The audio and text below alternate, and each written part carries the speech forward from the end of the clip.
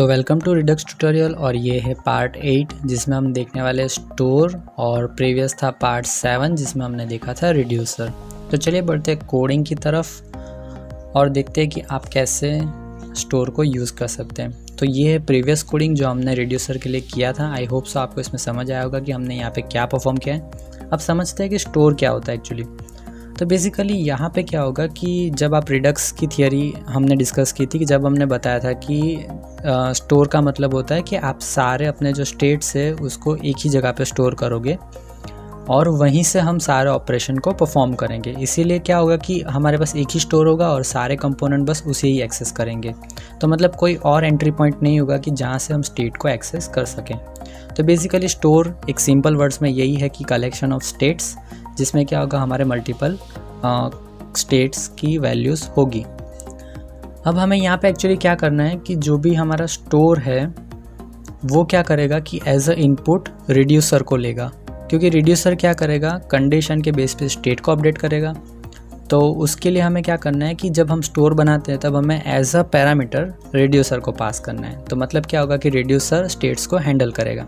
तो चलिए देखते हैं कि स्टोर कैसे बनाना है। तो सबसे पहले हमें क्या करना है कि कंपोनेंट में मैं एक नई फाइल बनाने वाला हूँ जिसे मैं नाम देने वाला हूँ store.js, कि जो क्या करेगी सारे स्टोर्स को हैंडल करेगी।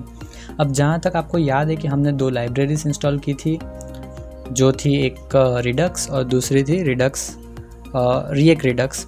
तो सबसे पहले मैं स्टोर क्रिएट करने के लिए क्या करने वाला हूँ कि रिडक्स लाइब्रेरी को यूज़ करने वाला हूँ। तो उसके लिए हमें एक्चुअली क्या करना पड़ेगा, सबसे पहले तो मुझे इम्पोर्ट करना पड़ेगा। तो मैं यहाँ पे इम्पोर्ट करने वाला हूँ क्रिएट स्टोर।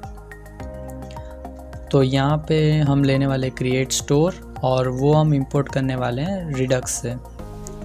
और अब स्टोर बनाने के लिए हम क्या करेंगे, एक कांस्टेंट कीवर्ड लेंगे और मैं सिंपली नाम देने वाला हूँ स्टोर और इक्वल टू करके हमें मेथड को कॉल करना है क्रिएट स्टोर और उसमें हमें पास करना है रिड्यूसर। तो रिड्यूसर के लिए हमें सिंपली उसे इंपोर्ट भी करना पड़ेगा।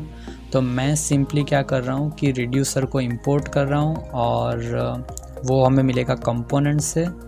एक्चुअली सेम है पाथ, तो हम डायरेक्ट ही उसको इंपोर्ट कर सकते हैं। तो यहाँ पे मुझे क्या पास करना है, रिड्यूसर।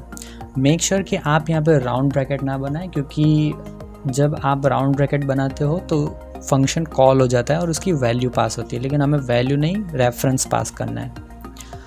और फिर स्टोर को यूज़ करने के लिए एज़ यूजुअल हमें ऑलवेज़ की तरह डिफ़ॉल्ट करके उसे एक्सपोर्ट करना पड़ेगा, तभी हम उसको यूज़ कर पाएंगे। तो ये था स्टोर का कंसेप्ट। अब क्या होगा कि जो स्टोर है वो रिड्यूसर की हेल्प से पूरा स्टेट मैनेजमेंट करेगा। तो आई होप सो कि आपको समझ आया होगा कि हमें कैसे स्टोर का यूज़ करना है।